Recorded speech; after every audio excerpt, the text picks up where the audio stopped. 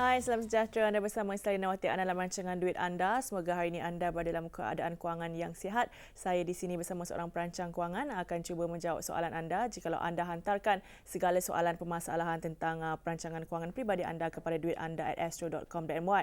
Kerana rancangan ini adalah satu kolaborasi bijak di antara Astro Awani dan juga FPAM, iaitu Financial Planning Association of Malaysia ataupun Persatuan Kewangan Perancang Kewangan Malaysia. Dan kita saja kepada soalan kita yang pertama. Saya sentiasa didatangi tawaran-tawaran untuk memohon kad kredit. Saya ingin tahu apakah sebenarnya kebaikan dan keburukan kad kredit ini dan perlukah wanita 30-an seperti saya memiliki kad kredit ini? Jika ya, apakah tip pengurusan yang boleh dikongsi bersama? Okey, sebelum kita jawab soalan Fiza tu, saya perkenalkan hari ini perancang kewangan kita ialah Puan Zarina Muhammad Yusof, seorang perancang kewangan daripada FPAM ya. Okey Zarina, kredit kad ni ramai orang tanya tentang kredit kad ni, patutkah kita ada kredit kad, tak patut ke, ataupun apakah kebaikan dan keburukan kredit kad ni sebenarnya? Okey. Kita balik ke asas ni, apa itu kredit kad. Kredit kad sebenarnya adalah satu produk kewangan dan bank adalah penjual kepada produk tersebut. So adalah biasa untuk bank menawarkan produk tersebut kepada bakal-bakal pelanggan ya. Jadi jangan kita rasa macam bila kita didatangi tawaran-tawaran ni rasa macam wow, something yang kita perlu subscribe. So keputusan sama ada kita patut ambil atau tidak kad kredit ni adalah bergantung pada kita sendiri, dan umur bukanlah satu-satunya faktor and then bukan faktor lah faktor yang perlu kita pertimbangkan adalah perlukah kita pada kad kredit ni dan mampukah kita untuk membayar hutangnya, sebab kad kredit adalah sebenarnya kad hutang. Tak seperti yang digambarkan di dalam iklan. Kad kredit dibayangkan seperti lifestyle, sebagai something yang relate to lifestyle yang mewah and then bahagia kan. Tapi sebenarnya kad kredit ni adalah hutang kepada bank. Jadi faktor umur bukanlah penentu yang sama ada kita patut ambil kad kredit atau tidak. Okey, kita tengok kebaikan kad kredit. Kad kredit ni salah satu kebaikannya adalah mudah dibawa, convenient terutamanya kepada mereka yang pekerjaannya memerlukan mereka banyak berurusan keluar negara ataupun banyak berjalan lah luar negara atau keluar daerah, dan mereka perlu meraihkan pelanggan. So orang macam ni memang perlu kad kredit ya. And then ditambah pula keadaan sekarang di mana segala urusan perlu dilakukan online. Misalnya nak book tiket kapal terbang, nak book hotel, semuanya kena online and then perlu kad kredit. Jadi itu yang menyebabkan kad kredit ni perlu pada golongan yang pekerjaannya begitu And then satu lagi adalah kad kredit ni sumber bantuan kewangan yang mudah lah. So dalam keadaan yang tiba-tiba kita tak jangka, tiba-tiba berlaku sesuatu yang menyebabkan kita perlu duit, so kad kredit ni mudah. Kita just pergi ATM machine dan ni keluarkan duit. Of course charge dia adalah so terutama sekali bila kita berada di luar negara kita tidak kesuntukan wang. Jadi saya rasa kredit kad ni dapat juga membantu itu menyebabkan kredit perlulah pada mereka yang selalu keluar negara. Tapi seperti yang saya sebut tadi, bila macam kalau kita gunakan kad kredit untuk keluarkan wang, ia melibatkan kos charge. So itu menjadi salah satu keburukan kepada kad kredit sebab charge kad kredit ni tinggi So itu menyebabkan bank ia menawarkan kredit kad ni sebab ia adalah satu produk kewangan yang paling menguntungkan bagi bank. So charge kewangan yang tinggi ni adalah pertama charge kaedah atau faedah ataupun bagi bank Islam mereka menggunakan terms untung So keuntungan dia berkisar daripada 9% hingga 18% tahun. So kadang-kadang dia orang datang offer pada kita 9%. So sebenarnya 9% ni pada mereka yang tak pernah lambat membayar pada good pay master sahaja. So kalau kita lambat sikit saja dia akan jatuh pada tier kedua 15% ataupun yang paling biasa 18%. Biasanya mereka yang ada tertunggak bayaran ni memang akan jatuh 18%. So 18% ni memang satu kadar yang paling amat tinggilah sebabnya tak ada pelaburan yang di Malaysia ni setakat ni yang memberi kita keuntungan 18% ni. Kalau paling orang kata paling berisiko pun stok pasaran saham tu boleh bagi sampai 20%, tak selalu. Tapi kredit kad ni kalau kita guna memang 18% kita kena bayar. So memanglah membebankan And then satu lagi charge-nya adalah denda lewat bayar. So kalau kita lewat bayar saja kita akan kena 1%. Bank negara menetapkan maksimum lah. Kalau dulu 1% ataupun RM75 maksimum, tapi sekarang ni hingga RM50 sahaja. Tapi macam mana pun kalau misalnya 5,000 jumlah itu tunggak, so kita kena RM50 lah. Tapi kalau 7,000, so bukan RM7 tapi cap dia RM50 saja. So ada denda lewat bayar lagi di atas faedah tadi And then satu lagi keburukan kad kredit adalah kecenderungan kita untuk berbelanja melebihi kemampuan. Sebab kad kredit ni diperkenalkan setelah mereka mempelajari psikologi manusia ni, yang mana bila kita guna kad plastik, kita tak rasa berat nak berbelanja. Lain bila kita ada cash kan. So kita rasa duit kita sendiri nak keluar sayang, tapi bila kad ni kita mudah berbelanja. So tendensi untuk belanja ni akan menyebabkan kita jatuh pada keadaan yang negatif kewangan kita. So itu keperluan kad kredit. And then so disebabkan oleh ni, kalau ditanya pada perancang-perancang kewangan ni, memang kita tak menggalakkan orang menggunakan kad kredit ni, sebab macam mana pun kita akan terpaksa membayar jumlah yang lebih daripada sepatutnya. Misalnya kalau kita hari ni kita membeli 1,000, so macam mana pun hujung bulan tu kita kena bayar lebih sebabkan charge tadi. Jadi kurang bijak sebenarnya, sebab kita ada tunai tapi kita masih nak menggunakan kad dan kita bayar lebih hujung bulan. So memang kurang bijak lah sebenarnya. So okey, kita pergi pada tip pengurusan tip pengurusan kad kredit. Pertama, kita guna hanya jika perlu je lah. So janganlah sampai beli susu anak. Sekarang saya tengok di hypermarket ni memang orang beli benda sikit pun nak guna kad. Saya tak tahu kenapa, tapi kalau kita ada cash, lebih baik kita guna cash. Jangan elakkan guna kad kredit. And then pastikan jumlah yang kita guna tu mestilah dalam lingkungan kita mampu bayar. Sekurang-kurangnya minimum atau sebaik-baiknya biarlah kita mampu bayar 100%. So maksudnya macam kita just sebab menunggu gaji saja kita nak membeli ni. Jadi jangan beli di luar kemampuan. Beli sebab kita fikir hujung bulan kita akan dapat, kita akan bayar semuanya. So itu lebih baik sebabnya bila kita membayar minimum ni yang menyebabkan kita jatuh pada charge yang 18% tadi. Jadi bila dia tercompound, dia akan bernimbun-nimbun hutang tu. Jadi tinggi Sikit-sikit memang menjadi bukit bukan saja pada simpanan tapi juga pada hutang. Sebab kaedah pengiraan tu memang dia akan membuatkan dia menimbun-nimbun. Okey, and then yang ketiga, kita kena bayar menepati masa. Jadi ini adalah untuk mendapatkan charge yang rendah. So kalau ada offer 9% tadi, kita akan dapatlah 9% kalau kita bayar tepat masa. Dan lagi satu, untuk elakkan denda lewat bayar tu lah And then yang keempat, kita jangan terpengaruh dengan promosi untuk menggunakan kad secara lebih misalnya nak bila kata kalau kita berbelanja 5,000 kita akan entitled untuk masuk peraduan kan, ataupun dapat bonus dalam bentuk point. So jangan tertarik dengan keadaan tu kita pastikan yang kita berbelanja ni kita mampu bayar. Sebab bila kita tertarik dengan promosi ni yang membuatkan kita jatuh pada keadaan yang kita tak mampu bayar. Sebab kad kredit ni bila kita dah guna, bila masa nak bayar tu tak nampak benda dah. So berat sebenarnya nak bayar tu. And then kalau boleh jangan guna untuk cash. Jangan keluarkan tunai. Sebab charge ni tinggi.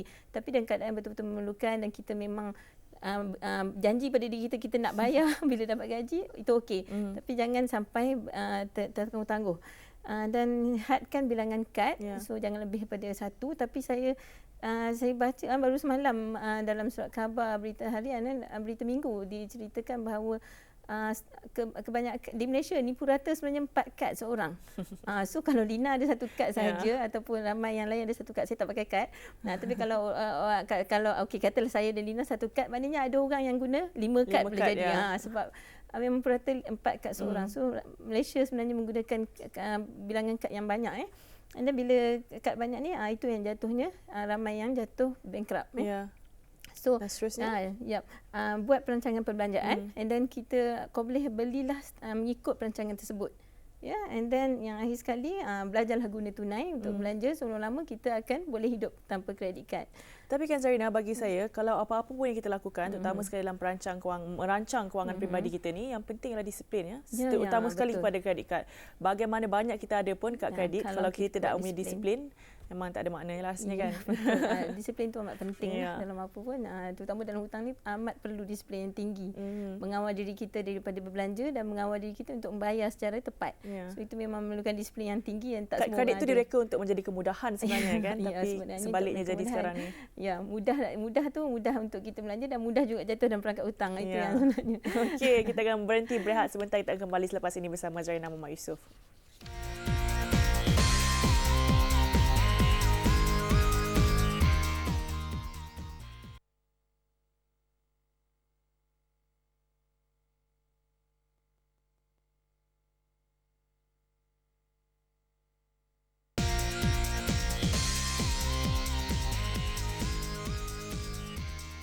Terima kasih kerana masih menonton Duit Anda bersama saya Nila Zarina Muhammad Yusof, dan kita terus saja kepada soalan yang kedua. Isteri saya baru saja menjadi suri rumah tangga sepenuh masa kerana tak mampu bekerja apabila mengandung anak kedua kami. Saya baru saja membeli kereta berharga RM68,000 dan pinjaman rumah yang baru saya beli baru saja diluluskan sebanyak RM940 sebulan.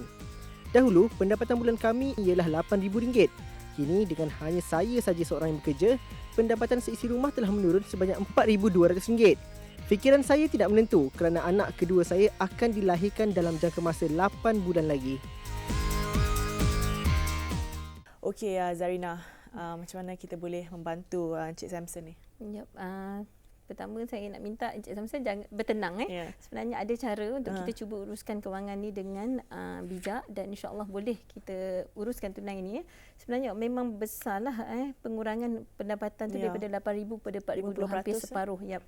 Hampir separuh. And then bila dia baru saja membeli kereta pada harga 68,000. So mengikut pengenalan saya, kalau beliau beli kereta baru 3.5% dia punya interest. So bayaran bulanan dia dalam 828 So saya cuba buat dia punya ni lah penyata aliran tunai. So berdasarkan 4,200 tu, kalau belum ditolak EPF, so selepas tolak EPF akan jadi 3,800. So tolak angsuran rumah dengan kereta, beliau masih ada 2,054 ya. So sebenarnya masih boleh diuruskan lah. So saya cuba andaikan lah tolak elektrik, tolak air, tolak telefon. Ini semuanya cara hidup yang biasa. Bukannya saya menyuruh Encik Samson hidup betul-betul dalam keadaan ikat perut semua ikat perut semua. Tak, ini keadaan hidup yang normal. 120 untuk air tu, untuk elektrik tu kayaknya keadaan hidup yang normal. Still boleh tengok TV, still boleh enjoy life lah. And then petrol, tol semua ada. And then lampin pakai buang lagi. Akhirnya saya allocatekan RM100 untuk lampin pakai buang. Ada belanja dapur RM500. Akhirnya beliau masih punya RM534. Dengan syarat jangan libatkan diri dengan hutang lain. Selain daripada rumah dengan kereta. Jangan libatkan diri dengan credit card. Jangan libatkan diri dengan hutang-hutang peribadi. Dengan kawan-kawan semua. Tolong jangan libatkan. Sebab memang 534 ni keadaan yang ideal, yang ikut macam mana yang saya tulis di sini, keperluan asas. So dengan 534 ni, beliau masih boleh membuat tabungan lah. So yang pertama sekali, sebagai bapa yang satu-satunya orang kata pencari nafkah, seorang isteri dah tak bekerja, so beliau perlu menyediakan tabungan kecemasan lah. So dengan 534 ni beliau boleh mengambil insurans atau takaful. So saya buat pengiraan, kalau takaful RM188 sebulan ni, beliau boleh mendapat protection ataupun coverage sebanyak RM250,000. So jika terjadinya apa-apa, keluarga beliau akan dapat RM250,000. So perlu ada tabung kecemasan, and then melalui takaful atau insurans ya. Dan selebihnya beliau boleh masukkan dalam tabung pendidikan untuk anak-anak yang masih kecil tu and then tabung persaraan. Kini benda ni boleh untuk jangka panjang pendidikan dan persaraan, dan di masa yang sama boleh cater untuk keperluan kecemasan. Sebab kalau tiba-tiba terjadi kereta rosak ke apa, sebenarnya beliau mempunyai tabungan-tabungan ni untuk membantu. So dengan syarat jangan berhutang dan jangan membazir lah. Okey, and then kita pergi pula kepada macam mana kalau nak baiki lagi aliran tunai tersebut. Tadi ada lebihan 534. So kalau kita nak lebih lagi, kita nak lebih macam mempunyai lebihan lebih tinggi, so cuba jimatkanlah penggunaan elektrik. Macam tadi saya bajet RM120 tu, saya rasa tinggilah ya. So untuk keluarga yang dua anak kecil saja maybe boleh kurang lagi. And then air pun RM80 ni sebenarnya untuk keluarga yang anak ramai. Kalau sebenarnya boleh kurang lagi. And then telefon pun, ini saya bajet untuk 2 orang, suami isteri, pakai package yang RM50 seorang, ataupun now dah ada 1+5 semua, boleh dapat lebih murah. And then kalau boleh lah kurangkan makan. So, semua tu untuk kesihatan kan. Melalui puasa sunat ke, ataupun kita cuba bajet makan kita, makan makanan yang lebih sihat. Kadang-kadang kita rakyat Malaysia ni sebenarnya terlalu banyak makan. Setengah ni sampai 6 kali sehari. Kadang-kadang saja pukul 10 tu pergi minum lagi, pukul 4 minum lagi, 4 pagi, 5 pagi orang boleh keluar minum lagi mamak mamak lagi yang 24 hours tu kan. So sebenarnya itu boleh kalau dikurangkan, boleh kita boleh jimat lebih banyak wang kita Dan memandangkan Cik Samson ni isu tidak bekerja, boleh menjimatkan penggunaan petrol boleh menjimatkan penggunaan petrol. Kalau beliau nak lebih jimat, beliau just naik komuter atau LRT kan, lebih jimat, tak payah naik kereta kan. Ataupun kalau beliau masih nak naik kereta tapi jimatkan petrol melalui tak perlu keluar waktu lain kan, just pergi balik office dia, tak perlulah macam keluar berjalan-jalan dengan kawan. Sebab benda semua memang akan meningkatkan luangkan masa petrol bersama anak lagi lahir betul. Luangkan masa bersama anak, isteri di rumah kan. Dan macam isteri di rumah boleh masak sendiri, lebih menjimatkan, dan suami boleh bawa bekal. supaya lebih sihat, lebih jimat dan lebih hubungan kekeluargaan tu lebih erat kan. Dan then bila isteri di rumah, lebih baik susukan anak sendiri sebab susu memang mahal, susu formula memang mahal, susukan anak sendiri, so lebih sihat sebenarnya untuk anak tu, lebih mendapatkan hubungan. And then kalau perlu lagi katalah memang ada perbelanjaan lain yang saya tak bajet di sini, so memang perlu di allocatekan lagi untuk perbelanjaan ni, so boleh jadi tindakan yang perlu lebih drastik, boleh jadi dia sewa rumah lain yang lebih murah, dan rumah yang sekarang ni dia sewakan pada orang lain lebih tinggi, so lebih perbezaan tu jadi untung pada dia, jadi pendapatan pada dia kalau perlu. Sebenarnya jangan terkejut ada orang yang bertindak begitu untuk mendapatkan lebihan tunai, so tak adalah rasa sampai kita terpaksa keluar rumah sendiri and then sewa rumah lain. Bukan tak normal benda tu, normal untuk orang yang berfikiran memandang masa depan, sebab dia nak ada lebihan tunai. Ataupun kereta, sebenarnya kereta tu untuk bawa kita daripada A ke B, so tak semestinya kereta tu mesti kereta yang baik, kereta yang mewah, kereta yang cantik, asalkan so kalau keadaan kewangan tak benarkan, just tukar pada kereta yang kita mampu bayar. And then selain daripada kurangkan perbelanjaan, satu cara nak baiki aliran tunai adalah menambahkan pendapatan. Ya, melalui kerja lebih masa. So kalau kata Encik Samson ni dah tak layak untuk overtime, boleh jadi dengan kerja lebih masa tu beliau dipandang bos tu akan bagi increment ataupun bagi naikkan pangkat kan, itu baik kan untuk beliau. Ataupun kalau perlu buat kerja sambilan, jadi ejen takaful insurans ataupun unit trust, ataupun jualan langsung yang betul-betul jual barang bukan skim-skim ni. So yang jual barang tu, sebab at least untung luncit tu boleh membantu menambahkan pendapatan kita. Ataupun ada juga yang berniaga pasar malam, pasar tani, so itu salah satu peluang untuk menambah pendapatan yang sebenarnya hebat.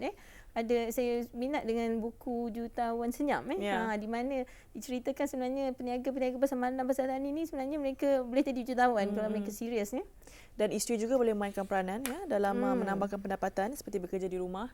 Ya, betul. Dan juga sekarang ni bila kita ada kemudahan internet juga membantu dalam menambahkan pendapatan. Dan rata-rata saya dengar cerita bila saya berbual dengan perancang kewangan ni, mereka mengatakan bahawa orang yang dalam keadaan terdesak apabila dalam aliran tunai yang tidak begitu sihat adalah kerana mereka tidak sanggup untuk menukar lifestyle dia. Betul Zaina? Betul. Betul, memang sebenarnya kita kena ubah cara hidup kita lah. And then sebenarnya bukan sesuatu yang tidak normal lah untuk bekerja keras. Sebenarnya orang yang berjaya pun ada yang sacrifice, tak tidur malam, bangun awal pagi. Jadi kita cuba ikut cara hidup yang baik macam tu, bangun awal pagi, and then kalau perlu apa salahnya kita korbankan rehat kita, kita korban untuk mencari wang daripada kita terminta-minta pada orang lain yang hidup dalam keadaan berhutang. Okey, kita akan berhenti berehat sebentar. Sekali lagi kita akan kembali selepas ini.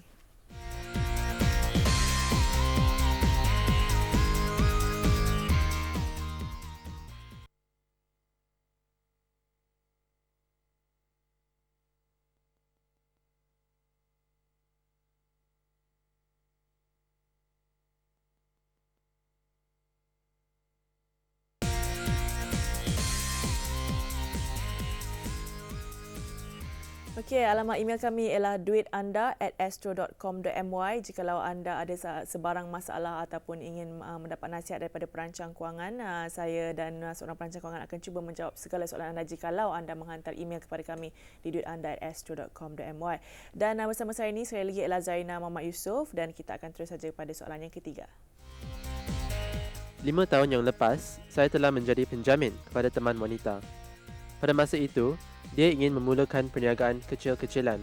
Pinjaman berjumlah RM30,000. Kami sudah 3 tahun berpisah dan kini bekas teman wanita saya tidak dapat dikesan dan dia telah meninggalkan bebanan hutangnya itu kepada saya. Adakah alternatif bagi saya untuk tidak membayar hutang ini? Okey. Kalau orang tu dah hutang, boleh ke tak nak bayar hutang, Zarina? So ini kes yang seperti yang dibincangkan sebelum ni lah, kes cinta. So jadi penjamin kerana hubungan cinta. So sebenarnya memang seperti yang kita banyak kali kita sebut, memang malangnya lah, tak ada cara lah untuk beliau lari daripada tanggungjawab tersebut. Bagaimanapun sebagai penjamin, sebenarnya beliau adalah orang yang dipertanggungjawabkan selepas bank tidak dapat mencari penghutang sebenar. So penghutang tersebut adalah individu yang sebenarnya yang dicari oleh bank. Dan kalau yang nak ditarik kepada bankrupt pun adalah penghutang tersebut. Tapi sebagai penjamin, beliau akan menghadapi masalah lah bila beliau termasuk dalam list CITOS atau satu lagi list yang inilah disenarai hitamkan.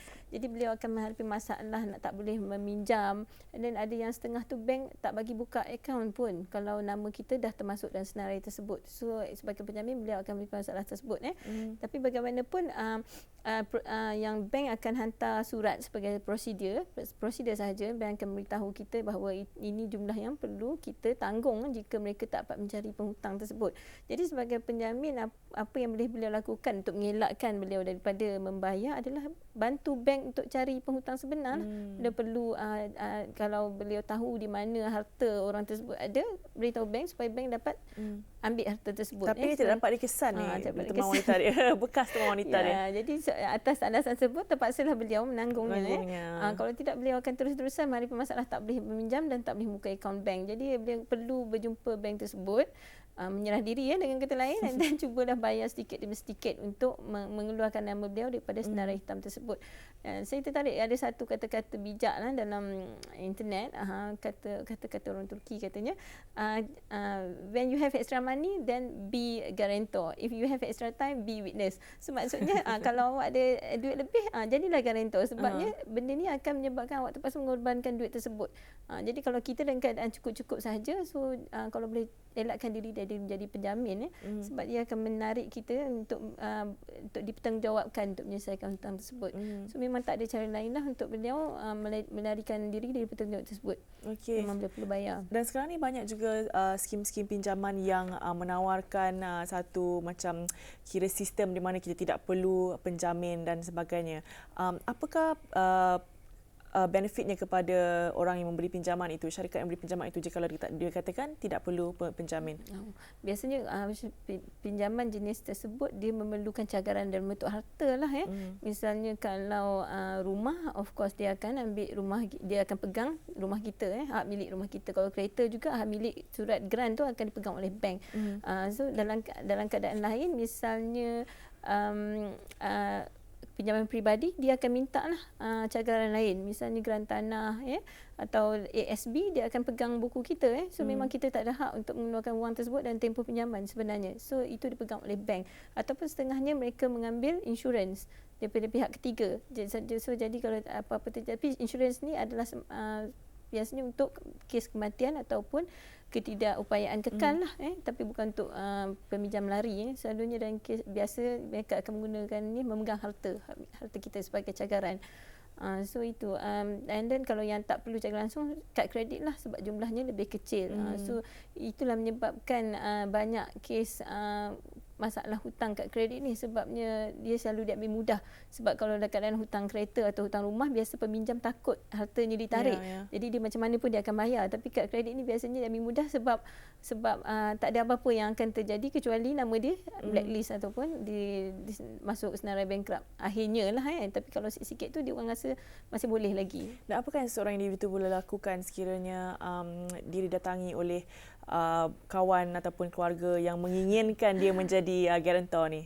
Sebolehnya cuba elak secara eloklah, secara hikmah, bercakap secara hikmah, ceritakan tanggungjawab kita sendiri. Sebenarnya semua orang boleh kata ada tanggungjawab hutang sendiri kan. Jadi seboleh mungkin kalau kita nak bantu sangat pun, orang-orang terdekat sajalah, orang-orang terdekat ataupun yang kita yakin dia tak akan lari daripada tanggungjawab membayar hutang tersebut. Ataupun jika memang kita ni orang kata pun nak jadi filantropi, nak jadi orang memang ada duit lebih, kita sanggup membantu dan keadaan terdesak, apa salahnya kita jadi penjamin? Sebab memang itu sebenarnya tanggungjawab yang mulia, mengambil alih hutang orang. Sebenarnya itu tanggungjawab yang mulia, menjelaskan hutang. Sebenarnya mulia sebenarnya dari segi Islam. Jadi tak salah kalau kita mempunyai keupayaan kewangan, tapi kalau kita sendiri dalam keadaan tersepit, elakkanlah dan cuba bincang secara elok dengan yang minta bantuan tu, supaya jelaskan kedudukan kewangan kita sendiri, supaya jangan sampai kita terjerat. Tapi adakah satu agreement ataupun satu surat persetujuan yang mengatakan bila saya menjadi guarantor kepada anda ataupun kepada seseorang tu, maka dia boleh kembali dan akan boleh mendapatkan satu tindakan undang-undang ke terhadap orang itu, ataupun memang ada dekat dalam termaktub dalam sign and purchase agreement tu. Ya. Sebenarnya dalam agreement jual beli tu dengan bank tu, bila kita menandatangani sebagai penjamin, sebenarnya dah termaktub di dalam tu tanggungjawab kita adalah kita perlu menanggung hutang tersebut jika penghutang gagal membayar. So memang dah termaktub. Cuma kita masa sign kita tak baca. Sebenarnya kita orang macam tu dalam in denial kan. Saya dalam keadaan yang tidak boleh terima. Bank akan menganggap sekali kita turunkan tanda tangan, kita faham dengan perjanjian tersebut. So tak ada alasan untuk kita memang tak akan menang kalau kita pergi ke mahkamah bercakap bahawa kita sebenarnya tak tahu itu tanggungjawab kita. So memang tak akan menang sebab once kita sign tu maknanya kita dah faham. So memang dah termaktub lah. Okey, terima kasih Zaina. Nampaknya Kevin tak ada cara lain selain daripada menjelaskan hutang bekas teman wanita tu. Kita akan jumpa lagi insya-Allah dan sampai di sini saja duit anda pada hari ini. Ingatlah bahawa duit anda mungkin besar nilainya tapi bukanlah segala-galanya. Jumpa lagi.